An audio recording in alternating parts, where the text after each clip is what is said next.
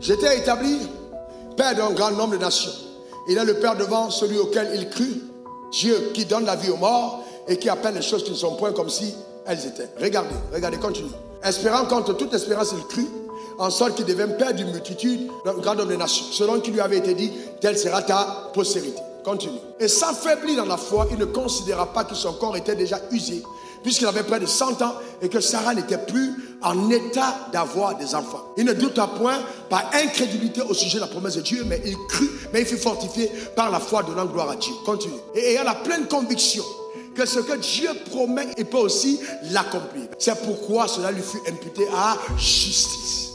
Maintenant regardez, quand Dieu prend Abraham, et qu'Abraham s'en va avec son fils, Abraham marche avec son fils. Abraham a déjà eu un enfant, je vais essayer d'aller un peu plus vite.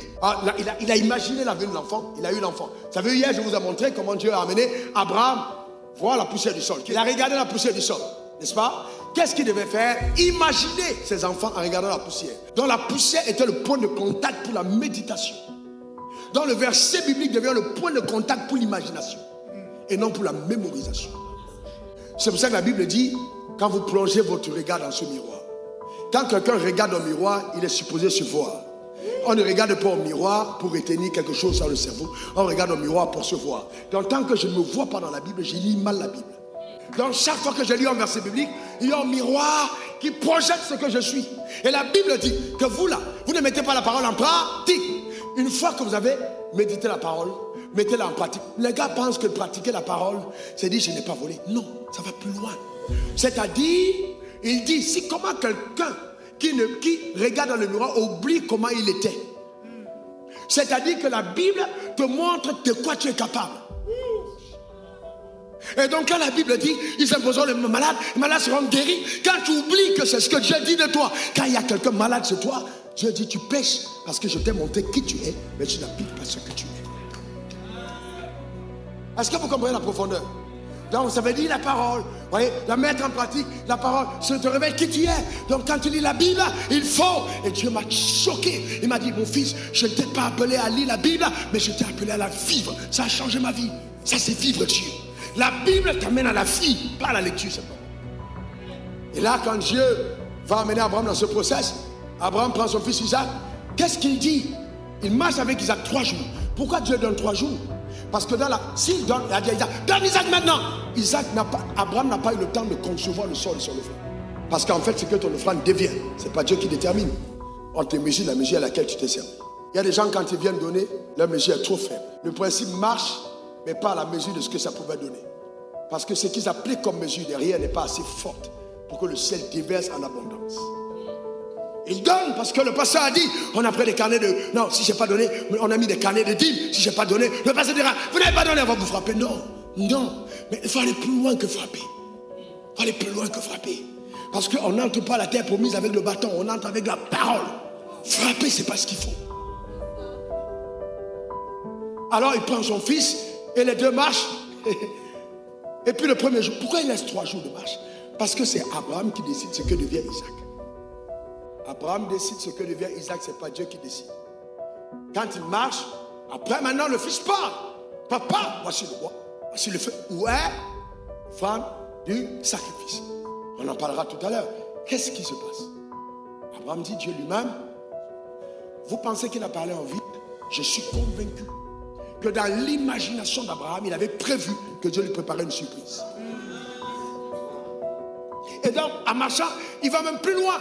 La Bible dit qu'Abraham se disait que Dieu est tellement fidèle que même s'il tue Isaac, il a la possibilité de le ressusciter. En d'autres, écoutez-moi bien, non, stop. Dites-moi, avant ça, il y a eu la résurrection où dans la Bible? Apôtre, est-ce qu'il y a des résurrections dans la Bible? Non, absolument. Est-ce qu'il y a une résurrection dans la Bible? Non, mais d'où vient le mot résurrection? De l'imagination. De quoi? De l'imagination. L'imagination. Son imaginaire. Et elle est captée quelque chose dans l'esprit. Alors que personne n'était déjà ressuscité, il décide que si Dieu fait mourir son fils, Dieu le ramener à la vie. Alors jusqu'où cet homme est capable d'imaginer. Personne n'a jamais revécu. Mais Abraham imagine que son fils reviendra. Personne n'a jamais percé dans ton domaine, mais tu t'imagines que tu es la première personne qui percera. Personne n'a jamais été multimilliardaire dans ton village, mais tu t'imagines que tu es la personne que Dieu utilise à ce niveau. Personne n'a jamais fait ça au collège. Personne ne l'a jamais fait. Mais tu t'imagines. Tu t'imagines. Personne. Mais tu t'imagines. Personne. Mais tu t'imagines. Alors voyez-vous, ton imagination te pousse à un autre niveau. Tu t'imagines. Personne. Tu vois? Mais tu vas plus loin dans ton imaginaire. À un autre niveau. Je crois que Dieu est capable de le faire. Je le crois capable. Je crois Dieu capable. Ton imagination va plus loin. Et vous savez quoi? Abraham va faire ceci à un niveau. Il dit à ses gars, laissez moi le fils, on va pour adorer. Il introduit pour la première fois dans l'univers le mot adoration. Sans instrument, sans musique. Son imagination le pousse tellement loin, sachant qu'il n'est pas allé à l'école. Il imagine que son père est un adorateur d'idoles et que jamais il n'a dansé à la mélodie de nos louanges, mais il imagine l'adoration sur le chemin du sacrifice. Et il avance avec son fils. Il dit, Dieu lui-même se pourvoira aller à nous le sacrifice. Quand il arrive sur la montagne et que levant la main, il avait deux options. Il s'est dit, dans tous les cas, s'il meurt, Dieu le ramène. Alors dès qu'il a dit, s'il meurt, Dieu le ramène, je suis convaincu qu'il a dit ça avant de sortir de la maison. Donc dès qu'il est sorti de la maison, aux yeux de Dieu, son fils était déjà mort dans son imagination. Écoutez-moi bien, je parlais avec un médecin qui m'expliquait que celui qui regarde une femme pour convoiter a déjà commis avec elle l'adultère dans son cœur, parce que j'étais intéressé par la médecine. C'était hier. Quand vous regardez une femme pour la convoiter, même tout votre métabolisme se met en marche et vous pouvez avoir même une érection alors que vous ne l'avez pas touchée. Alors Jésus dit, celui qui regarde une femme dans l'intention de la convoiter a déjà commis. Mais comment il peut commettre alors qu'il n'a pas touché? Parce que l'esprit a déjà vécu l'histoire. C'est dans ce sens que quelqu'un qui me dit, quelqu'un qui se masturbe ne pêche pas, j'ai dit, il ne connaît pas la Bible. Parce que la masturbation, c'est commettre l'acte dans l'imaginaire. Et l'esprit est encore, quand il est pollué, est plus difficile à sanctifier que le corps. Et donc, il imagine que son fils va ressusciter. Premier jour de marche, deuxième jour de marche, troisième jour de marche, qu'il arrive sur la montagne. Il lève la main, je dis, écoute, ne le fais pas. Maintenant, je sais que tu me crains. Retourne-toi en arrière. Trouve un bélier attaché par les cornes. Ça, c'est le surnaturel.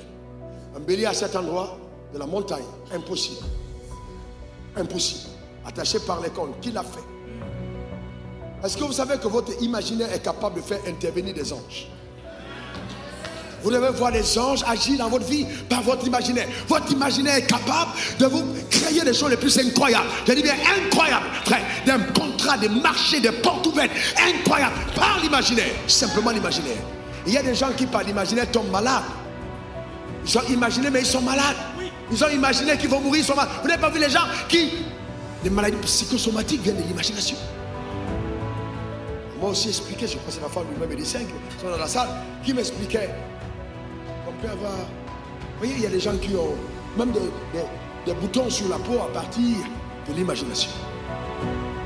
Tu commences à voir ton organisme. Pourquoi? Parce que l'homme n'a pas été conçu pour imaginer ce qui est mauvais. Donc quand tu commences à imaginer ce qui est mauvais, il y a un dysfonctionnement de l'esprit. L'esprit tombe malade. Donc l'esprit qui est malade va affecter le corps. Le corps subit, voyez-vous, le problème de l'esprit. Et ça se reflète dans le corps. Mais ça part de l'esprit.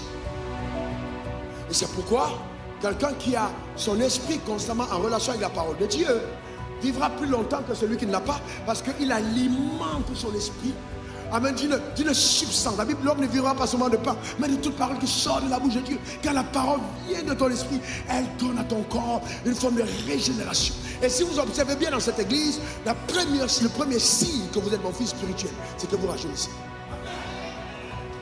Premier signe. Si vous n'avez pas rajeuni, vous n'êtes pas encore mon fils. L'ADN de cet hôtel, c'est le rajeunissement. Et le symbole, c'est l'aigle. Est-ce que quelqu'un comprend? On vole dans les hauteurs. Donc on n'est pas là à voir les petits problèmes des hommes. On n'est pas à ce niveau. On vole très haut. Dis après moi, je vole très haut. Encore très très haut. Donne-moi ton meilleur amen. Que cela soit ton partage. Je te vois planer sur les montagnes. Je te vois rire des problèmes qu'on t'a attendus. Donne-moi le meilleur amen. Les pièges, c'est pour les lièvres.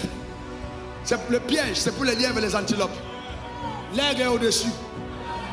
Vous n'allez pas attraper les pièges tendus de la bourse pour prendre l'aigle. Il vole au-dessus. Je déclare établi que tu ne tomberas dans aucun piège tendu. Dans le nom suprême de Jésus. Donne-moi encore ton meilleur amen. Dis encore amen. Une dernière fois amen. Alléluia. Amen.